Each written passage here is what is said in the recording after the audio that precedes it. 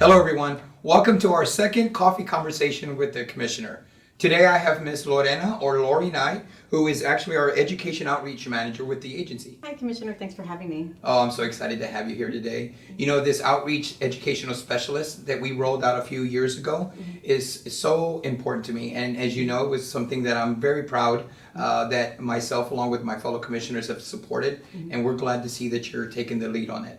So today what I'd like to do is ask Lori a couple of questions. Many of you may not know what an outreach educational specialist is. So I've asked Lori again to be here today, and I'm going to ask her a series of questions, and hopefully this will be informative. We'll have some information regarding some of the literature that she has here. We'll even be referencing a bill that's out there right now at our Texas legislature. And then of course, maybe our contact information if you'd like more information following today's presentation. So Lori, I'd like to start off by asking you, and if you could just tell our viewers, what is an educational outreach specialist and what is their function? So an education outreach specialist is someone who goes to campuses, and we work primarily with 7th through 12th grade, sometimes college students as well. And we're helping them essentially filter through labor market data or just career options so that they can make well-informed career decisions. So it's important for our folks to know that there's a difference between an educational outreach specialist and a school counselor that we traditionally have had in the schools. So can you tell us the distinction between the two? Yes, sir. I like to tell folks that we're not counselors. We're workforce specialists. So we go onto campuses, we provide workshops, presentations, training sessions where we're actually helping students build employment skills. So resume writing, interview prep, doing a job search, but then we're also helping them do career exploration, learning about demand occupations within their area, or just information about the particular occupations they're already interested in. So one of the things that I find fascinating about these individuals that you have and you've been training is they know about all the programs that the agency has. For example, those individuals that are transitioning out of foster care or maybe even in foster care, or those individuals that may be interested in apprenticeship programs, pre-apprenticeship programs, CTE programs. That's right. And so, you know, not to put any fault on anyone else, but we actually train our individuals about the programs that we currently have. Is that correct? Not just our programs, but even partner programs. Our specialists wear a lot of hats. Sometimes we're just the bridge that brings industry, employment, education together. And in many cases, across the board, folks will say, well, not every student is going to take the time to go see a counselor, and we know that. And so in some cases, our education specialists who have an entire classroom kind of tracked audience to provide a presentation, that may be the only experience that a student initially has with having a conversation about their career interests and where their future lies. And so for many, we're just kind of the gatekeeper to start that conversation with kids. So I know last session there was a bill that was introduced by Jarvis Johnson that actually gave the counselors in the schools the LMCI information that the agency rolls out and puts out every year. What your folks do, if I'm not mistaken, they literally have somewhat memorized all the programs. They know where the jobs are. They know where the projections are. And so I think that's what makes us so unique, right? And so this is something, you see a value in this, and do the employers see a value in this? Absolutely, because I think our specialists can actually provide wraparound services to a student. So it's not a one-size-fits-all, for every student situation. Depending on who they're having the conversation with, maybe that student needs services from AEL. Maybe they need VR services. Maybe they need something from the post-secondary arena that they've never even considered, like apprenticeship, workforce training programs. And we have to be knowledgeable about that to filter down that information to our students. So when we train our specialists, they are very well trained, and it's a very robust, comprehensive information that they get. I mean, doesn't that excite you knowing that these individuals that we have there in the schools are providing wraparound services? I mean, I love that, where we have individuals that can talk about childcare, or we have individuals that can talk about adult education literacy. I mean, I love what we're doing. I think even talking to folks about disability, if they have a disability, some of the services that we provide to those individuals. So I'm so grateful for that, and I think our folks at TEA are grateful for us in collaborating with them, especially with these type of services that we provide that many people are not aware of that TWC does. Right. So let me ask you this: have you seen an increase of individuals, young adults, that are looking at going into the trades as a result of this program? Absolutely. So give me an example. So I know that there are some campuses where we'll go to, and again, we may be the first conversation that some of these students are having where, oh, I'm interested in being a computer programmer, and we explain to them, well, you can enter the pathway or the career pathway of computer programming through apprenticeship as well as a four-year university, and many of them don't know that. Mm-hmm. And so we have seen, once we make a community knowledgeable and students become more knowledgeable, that's the thing about this particular generation. They're super savvy about how they can enter. They can start entering, different avenues, and there are so many different off-ramps to the world of work. And so now that many of them are becoming aware of that, we notice that there has been a slight dip in the number of students who go directly into college after high school. And some of that is because they are going straight into workforce training, they're going into apprenticeship, they're getting workforce training through the military, because they're now aware of all the options they have. So Laura, you and I would both agree that anything after high school is considered college, 100%. right? Yes. And so we found it interesting, I don't know if you can see this, but for our viewers, I received this helmet from SpaceX a couple of weeks ago, where we had an opportunity to tour the facility there, and I was amazed by the number of welders that they had there. And it was interesting because they want to have this dialogue, the folks at SpaceX, with high school students, talking about the value of welders or construction laborers, electricians. I want folks to understand that individuals early on, and I think that was the whole concept of this whole idea of having an educational specialist out there, was to inform students that they had options. Just because you're not going to a four-year institution doesn't mean that you're not going to succeed. As we know, many of the jobs here in Texas don't really require someone to have a four-year degree. Right. So that's what I love about this program. Right. And when we train our specialists, we're very cognizant of letting them know that when we talk to students about all of the post-secondary pathway options, we never refer to them as alternative to college. We just say, here are all of your options, because they're all equally viable. They're all equally valuable, especially if they can get the student into the occupation they want. It has to fit the student. Really. And I love that and you said something that was very interesting to me, that the wraparound services. I mean, how many folks, even before you had this position, did you really know about registered apprenticeship programs or CTE programs or what's involved in that type of curriculum, right? And so even someone like you who has a four-year degree and who's been in education just like I have, how all of this has been a learning experience for us too, Yeah, well, when I was an educator, I was one of the ones on the sidelines going, go to college, everybody has to go to college. Because it worked for me, and I have advanced degrees, and so I value, higher education, again, because my life experience, it worked for me. But when I came into the workforce, 7 years ago, and I started learning about all of these other options, like I said, if I had had somebody who came to me and said, oh, you could do this by using, this other pathway, and life would have been a lot easier for me as a young kid. Imagine where I could be right now, right? Not just with a commissioner, I could be a commissioner, right? You could be a commissioner, and who knows, you may someday be one. Right. Hey, I got goals. Yeah. But so for a lot of these students, it's like I can see, and when the light bulb goes off, I have had personally amazing experiences in my 7 years with the commission, and I know that our education specialists have too. When that light bulb goes off, and you realized, I didn't just have a conversation with a kid. I changed a life. That changes a community. Oh my gosh, I get so emotional when I think about it. Because we're doing really important work, I think. And not only with them, but parents. I've seen how engaged. There's one young lady that always comes to mind, Jasmine Hernandez from South Texas. Yes. I mean, she is so engaged in what's going on. But since I mentioned South Texas, could you inform our viewers where this pilot program started? And then I want to get into current legislation that's out there right now. So our pilot program started roughly 2 years ago, May 2019, and we expanded into 7 different areas. Borderplex, which is our El Paso area, Capital area, which is Travis County or Austin, Texas, Central Texas, which is the Belton Temple area, Gulf Coast, which is out in Houston, Lower Rio Grande Valley in McAllen, Northeast Texas, which is Texarkana through Sulphur Springs, and then West Central Texas, which is Abilene. So I have to memorize them in a alphabetical order to get them all. But those are the 7 pilot, our foundation essentially, and we're already starting to grow. We have 6 additional boards who have signed up letters of intent with their WD letters. So now we're up to 13, so almost half.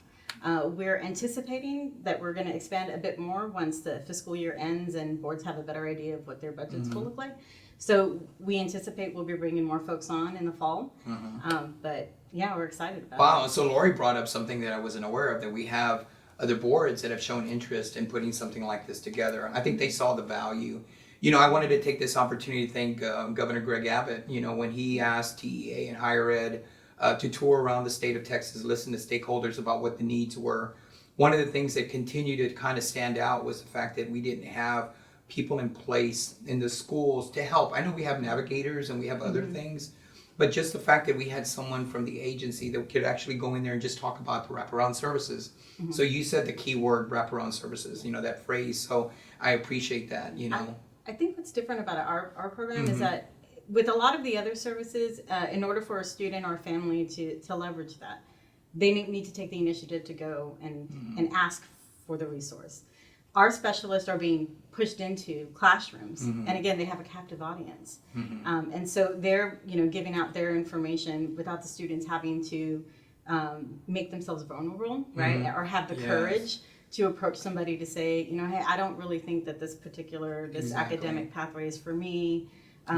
What are my other options? Or I might be interested in apprenticeship, but I don't know if I'd be eligible. So a student can get the information that they need to make those life-changing decisions without having to first build the courage to ask for it. So I want our viewers to know that it's not just something we're making up. So I was so impressed when I saw that Lori and her team had come up with this regional educational specialist training manual, and so it goes on and on, colorful, very informative. I mean, I love what you've put here together, and I know you're continuing to add to it.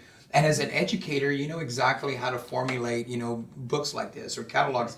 Can you share with our audience what's kind of stuff, I know you mentioned a wraparound services, but what are some other things that are in here that maybe our audience would like to know? Sure. And I do want to mention that our manual is available to anyone who would like to download it on the LMCI website. And I can share a link with you to post in the video. Essentially, some of our specialists are coming to us with an educational background, some are not. And we know that working in a classroom environment has its own tricks. There's, a whole different language, vocabulary that's happening in campuses versus what's happening in the workforce. And so this manual was our way of being able to explain, here's how you approach working with students, down to classroom management and pedagogy. How do you teach concepts to students? To just a day in the life of what it looks like to be a specialist, to here are your resources, here's what labor market data is, where you go to get it, why it's credible and legitimate.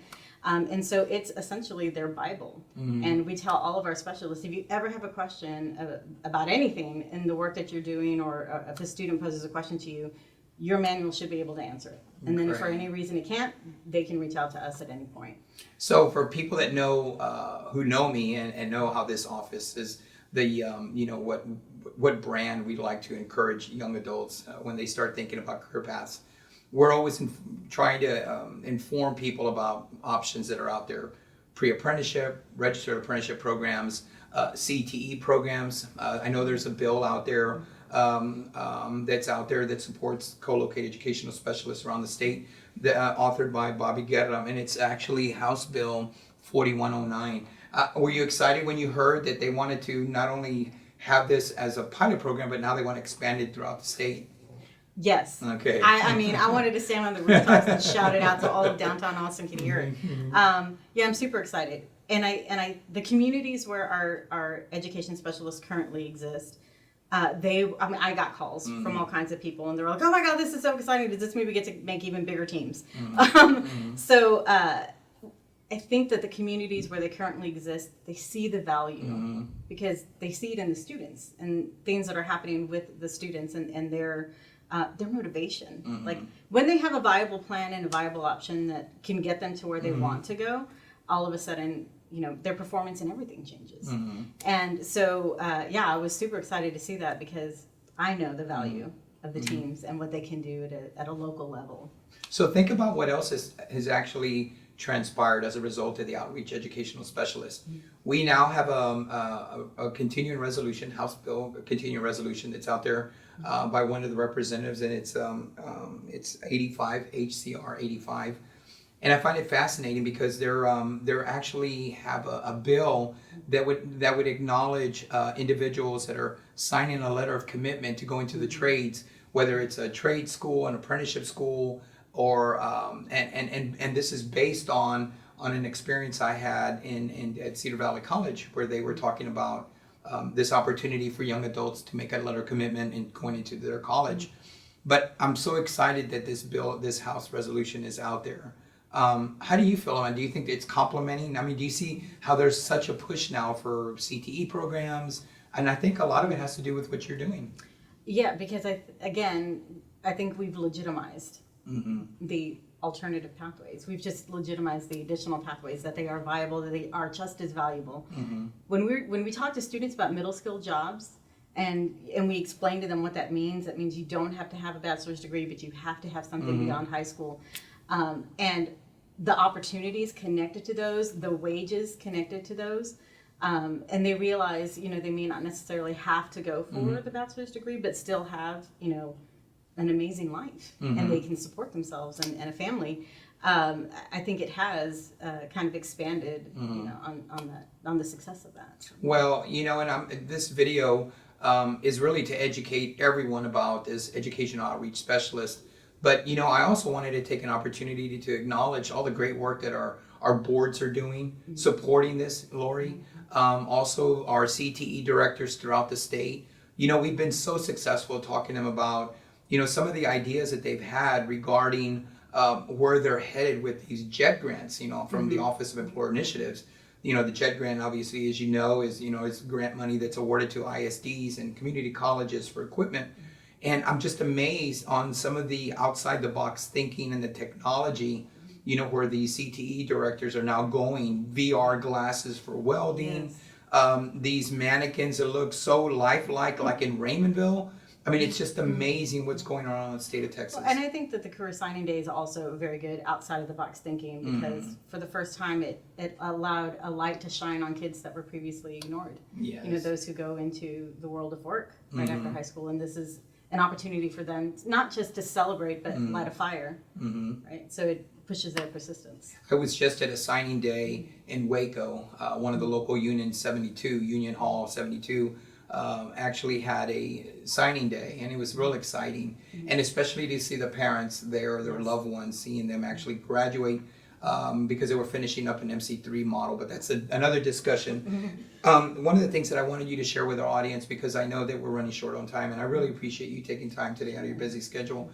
But, can you tell us some of the other things that the Career Educational Outreach Specialist does with the tools that we have, like our labor market information website, some of these other things like a reality check? Tell us a little bit about those programs. So those are some of our online tools, and with our students, we'll go into the classrooms and we do training. So we'll help students figure out how to navigate our career exploration, college exploration tools, complete career assessments. We help administrators learn how to pull their own regional data and then apply it to programmatic decisions. We're training teachers and counselors how to take our tools and implement them with lessons and activities in the classroom. So even if we can't be there, the actual activity can be replicated by anybody who's working with students. So we're doing a lot of training of not just students in how to use the tools, but in counselors and teachers, because we know that has a much longer lasting and much wider effect. So we do a lot of work in that aspect for the tools, but then we also ship out our resources. Yes. Show our audience some of the great stuff you have. So anyone working with students, we call these counselor packets, but it's a misnomer. Anybody in education can call, and they can call 1-800-822-7526. Let us know your name, physical address, what school you're working with, and let us know you're interested in receiving a counselor packet. Our counselor packets will go out to you. It'll have marketing material that talks to you about our education outreach services, all of our teams, but you'll also receive sample copies of all of our printed career education materials, along, just with some information and some recommended activities that you can do with students in a classroom. So. I would encourage all of our viewers or anyone that's watching today to actually take advantage of the literature that Lori and her team have put together. It's so informative. We've had an opportunity to go through this, and I know that Lori has updated this as we go along. So I hope today's coffee conversation with the commissioner was helpful to everyone that tuned in today. I was very fortunate to have Lori take on the role and actually representing the agency and training everybody. I mean, all these 7 boards that are actually in the process or have been in the, providing this information. Everywhere I go, Lori, I always hear about what a great work you've done and how excited your folks are and how motivated you get the students and it's infectious, and I appreciate that. Well, when you really care about what you do, and our specialists all are very passionate about the work they do, it's easy to be contagious. But I did want to mention, I would be remiss if I didn't say, these 7 boards in the last 7 quarters, so we haven't completed our first or full 2 years, but in the first 7 quarters, we have provided outreach to over 250,000 kids. Wow. Across the state of Texas. 250,000, and that's not even including their parents. Right. And of those, of the 250,000 folks that we have been working with, we actually did what we call full engagement. So direct conversations, providing information, working through a plan with 177,000 or more students. So we're doing a lot of work. Well, Miss Lori Knight, thank you for all you do. As I've mentioned to you multiple times during opportunities that I get a chance to meet with you and your outreach specialists, you guys are touching the lives of so many individuals that sometimes you'll never even meet. And then even the parents, and what amazing work that you do. And I hope that this bill will pass, and I hope the momentum keeps going. But I just wanted to take this opportunity to inform our viewers of this particular program that's with the agency. And again, want to thank Governor Abbott for charging the 3 agencies to work together and listen to stakeholders. This was certainly one of those successes, and it is listed in our tri-agency report, the co-located educational specialist. So with that, I'd like to thank all of you for tuning in today, and we look forward to our next conversation. And so everyone, enjoy the rest of your day, and we look forward to seeing you soon.